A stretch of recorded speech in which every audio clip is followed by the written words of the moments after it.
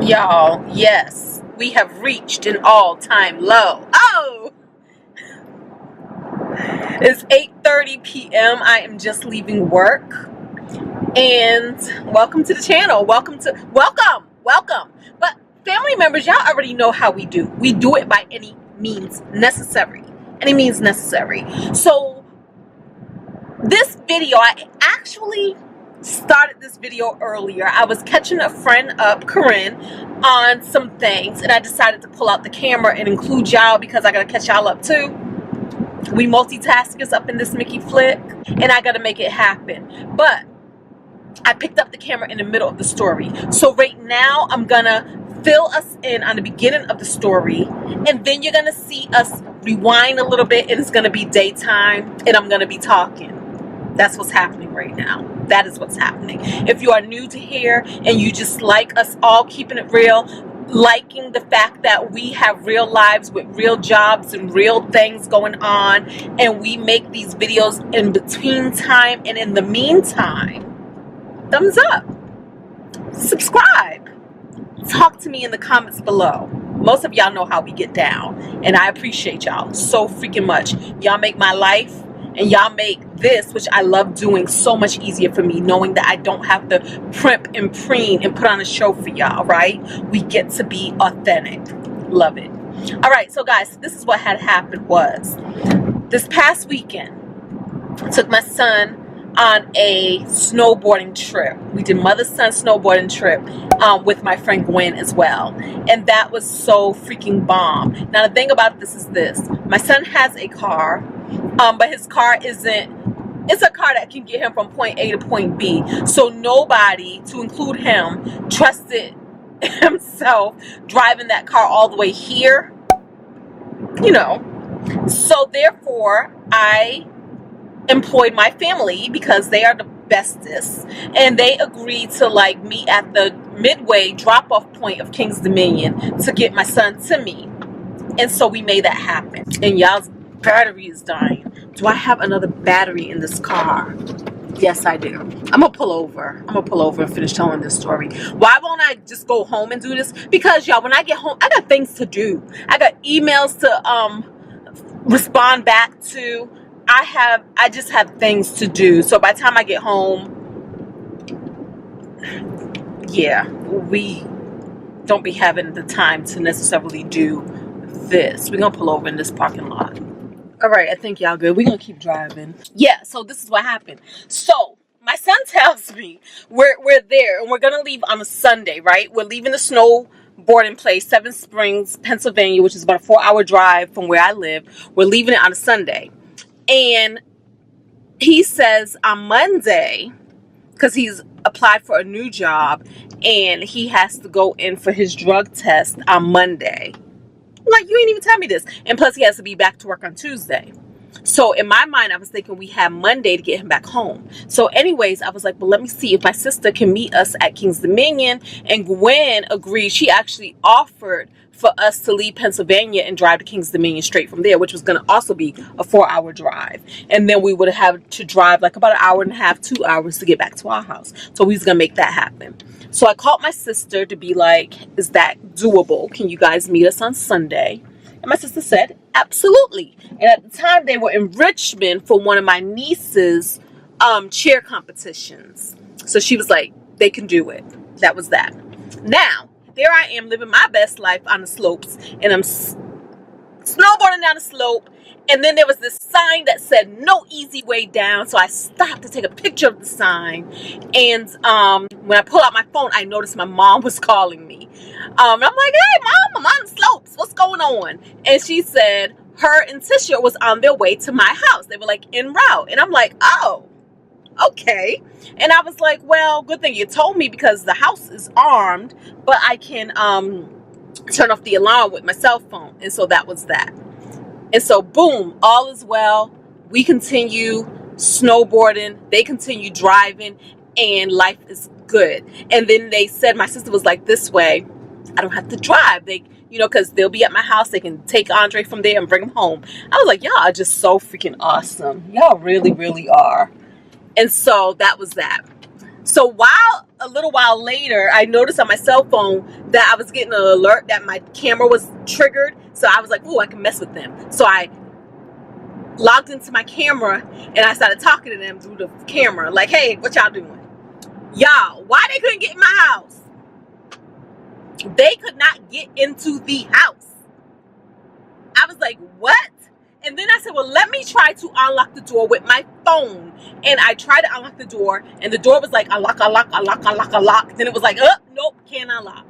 Y'all, why did the battery die? The battery to the door lock was dead. It was DOA. And I knew it was dying because I was receiving the alerts that was like critical, low battery.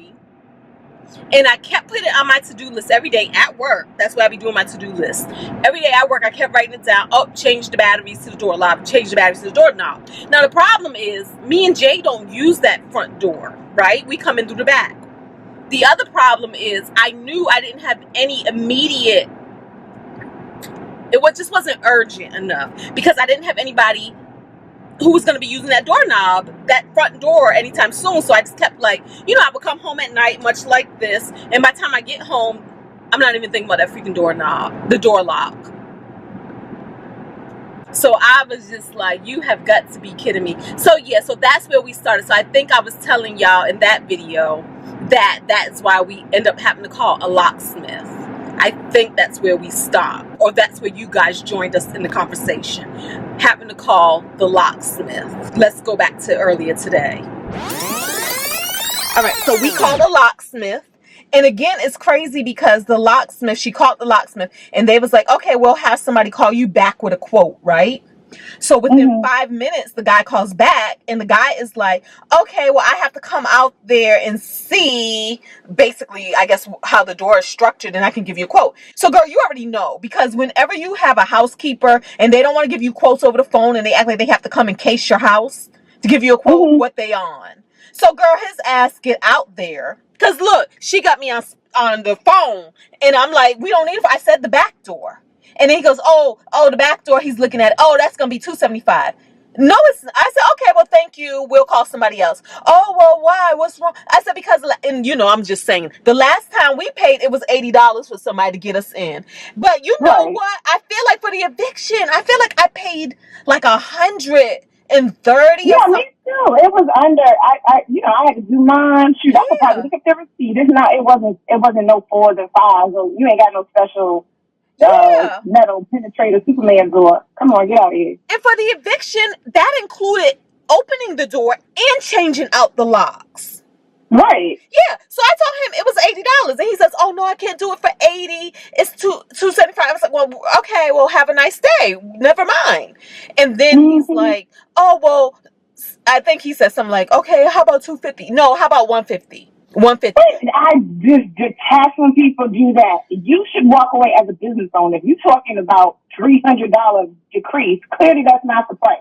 Girl, so we finally settled at $175, which was still too much. Technically, had it been me out there waiting in a car, this, that, and this other, you go home, I'm going to call somebody else. Like, I would have stuck to that. But I'm like, I didn't want my sister, my mother, you know what I'm saying, while I'm playing money games. So we did it for $175. But it's like, first of all, yeah, he went down $100, $275 to $175. So yeah, you're still getting me. And then he was like, well, this is because I work for the company and this is the company prices. Okay, bye. Bye, you and your company. And then he's like, well, had you called me, like, not the company, it would have only been $120. Yeah. I was like, girl, these people. So yeah, honey, those were the money games that's why I said, girl. So I was just like, $175 because my butt, I knew that battery was dying because I was getting a little beep and the little alerts and the little critical battery failure, all of those. And I kept ignoring it. And that was my product cost me $175. My mistake. But then again, I said, technically, this was Andre's fault. How you get all the way over there? Girl, because had he not needed a ride, none of this would have went down like this. Oh, Lord, have mercy. I could have came back and been locked out yesterday, which was Sunday. Jay got back like about 5:30 last night. So technically, we probably would have got back around that same time. had we drove Andre to King's Dominion like we were going to do, drive back from King's Dominion, Jay would have been getting home too, or I would have just had to wait at Gwen's house, worst case scenario, until he got home. You know what I mean? So it wouldn't have cost me anything. But I was just like, girl, it's just the audacity for me, the way these people be doing their prices and then want to sit there and, and then he was like, because I came so far. No, you didn't. You called and said you was going to be there in 10 minutes and you was there in 10 minutes. Right. And I've never heard anybody say I have to come look at it first. Like, they tell you the price is $125 because you called me on a Saturday at midnight and it's extra $50 for that. And it's 25 miles out the radius and it's extra 20. You know what I mean? Nobody comes and peruses the neighborhood and then says $575. Get out of here. Yeah, it's like, no, he wanted to come in and examine the neighborhood and examine the house and then charge based off of what he felt you could pay. That's what he wanted to do. And that's what he did essentially. But that's what it is. My bad. My fault for not being a responsible homeowner. And then on top of that, I think I got squirrels in the basement. Stop playing with me. Stop. You cannot make this stuff up. I quit saying that. You definitely can make this stuff up. Ooh, you're funny. Girl, I have all this little poop looking stuff. This squirrel is potty trained. Because they only go to the bathroom in the same spot. It's not even all over the basement. It's the same spot. And I didn't know what these things were. So we took a picture. We sent it to a, what's those people call? Exterminator person. And they said it was squirrel poop. That felt better. Not mouse poop, but that's exactly. Good, yeah. That felt better than rat poop. But they said it was squirrel. And we Googled it and looked it up. And it was. And they said because squirrel, it turns white over time. And just, yup. But I'm like, what the hell? How we get a squirrel out? I don't know. Well, you got all kind of stuff to be under your thing, so there's probably a way. Yeah, how do they get in? That seems like what they need to come find out is how they getting in. Well, you know, my father had he got all kind of stuff in the attic. Yeah, Jay thinks he's an exterminator, so Jay feels like he's gonna catch it, even though Jay's like, but I always wanted a squirrel as a pet. I ain't got time for this. I ain't got time.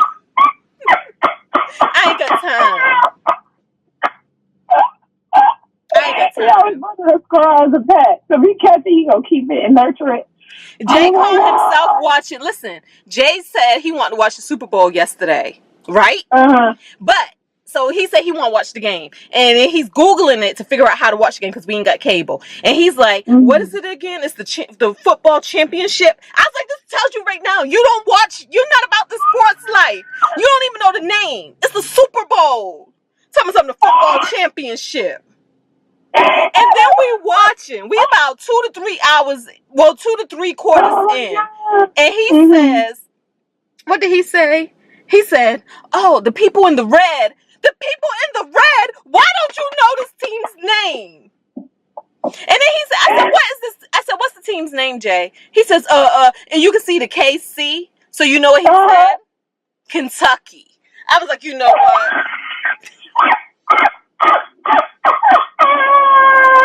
The people in the red playing in the football championship. I cannot. You think we about to pay some money so you can watch this game? No. Luckily, Fox let you stream it for free. Luckily, because you trying to waste my money now. You trying to play. I'm crying and I'm about to pee on myself. Oh my God. I cannot with this guy. You cannot make this stuff up. No. And it never gets old. And it's so sweet. So yeah, I'm relying on this man to catch a squirrel. And I'm like, make sure you record it, whatever it is you do. Please record it. Because you are too funny to me. Hold on, we turn the camera on again. Because I'm like, being I don't have time to make videos. Me talking to you is a video. Okay. How about this? All right, y'all, we are still waiting outside for this place to open up. That's how serious we are. We got 10 more minutes. They open up, then we're going to get our food and we go to work. All right. I really haven't been checking my email because normally I would check it at work. But for some reason, when I go into work email, I don't know if it's because I got too many things in my inbox, but it takes forever and it freezes up my system. So I normally don't look at email unless I really, really have to, and I'm prepared to just be waiting for hours for the system to finish spinning and loading and all of that. So anyways, why the other day I started listening to voicemail, because I don't do that either unless I'm bored. So I started listening to voicemail, and why the person who sells my timeshare for the week, she had asked me if I was interested in selling my timeshare, right? And this is only because I did ask her if she had any leads, if she knew any leads. I remember when I made that video, and I said, well, let me email her, because maybe she knows somebody in the market. But that was that. I emailed her and then forgot about it. So she left a voicemail saying if I was interested in selling my timeshare, and she said, I sent you an email, I haven't sent the response back. And I was like, oh. And in the meantime, in between time, I already sold my week this year, right? Right. So I already sold my week. Didn't realize that she responded and sent me this email. So I went back and I searched to look for the email. And I found the email. Girl, why was she proposing to buy the timeshare from me? And she said she will reimburse me. Well, it's not even really buying it, because I already said I wasn't really looking for anything, right? I just didn't want to pay a lawyer $4,000, $3,000 to get rid of it for me in 3 years. And so she said she can buy it from me. She said she'll reimburse me my maintenance fees, and she'll pay all of the transfer fees, the deed, the this, that, and the other. I was like, what? So I'm going to email her back today and take her up on that offer, even though I already sold it, but it's through them. So I'm going to say to her, like, we can null and void that, because I don't care. Like, you know what I'm saying? Like, that profit that I make is not that much. I'd rather go ahead, especially that she knows she has a buyer for this year. She can make that money. I just want to be out of this timeshare business, because every single year the maintenance fees are going higher and higher and higher, to the point I give myself another 2 to 3 years where it's going to be break even / I'm actually paying $100 or more to make that maintenance annual fee. So I was just like, wow, just like that. So this means I don't have to pay an exit team to get me out of my timeshare. Nor do I have to pay, because even I heard that when you sell it, like on eBay, when you do like the dollar thing, you still have to pay for the transfers, the deeds, and all of that stuff. So I don't have to pay for any of that stuff. So I was like, this is an awesome solution, and I'm gonna email her back and be like, yo. Oh wow! So yeah, I never thought about that. Like selling to somebody for $1, but you still have to pay the fees and stuff. But still, it's still fees associated. Yep. And so this way I get to be out, and it costs me nothing, and I get my money reimbursed that I had already paid. I love it. And the fact is, it's like, this is what she does. So even if she's building up her portfolio of owning things, that's awesome for her, because this is the business she's in. It's not the business I'm in, nor is it a business I want to be in. So, yep. And in the email, she also said if I didn't want to do that, she also said she could list it for me if I wanted. But I'd just rather just go with the sure thing and get rid of it. I'm not looking for, I need to reimburse my money. No, I don't. Because even if I would have paid a lawyer, they wasn't going to reimburse any money from me. It is what it is. I already paid for what I paid for, and that's that. So, yeah. I don't need to come up. Just come out. Just come out. Amen. Amen, sister. Yeah, like I'm good. I vacation differently. I vacation with people like Corinne, who got friends who own homes and properties in other countries. And we could just roll up there and do what we do and come back. Like, stop playing. Stop playing. And I like the fun of us finding deals and, flipping things around, and like, you have found some little experience that we get 2 super tickets, the amount of things somewhere for free.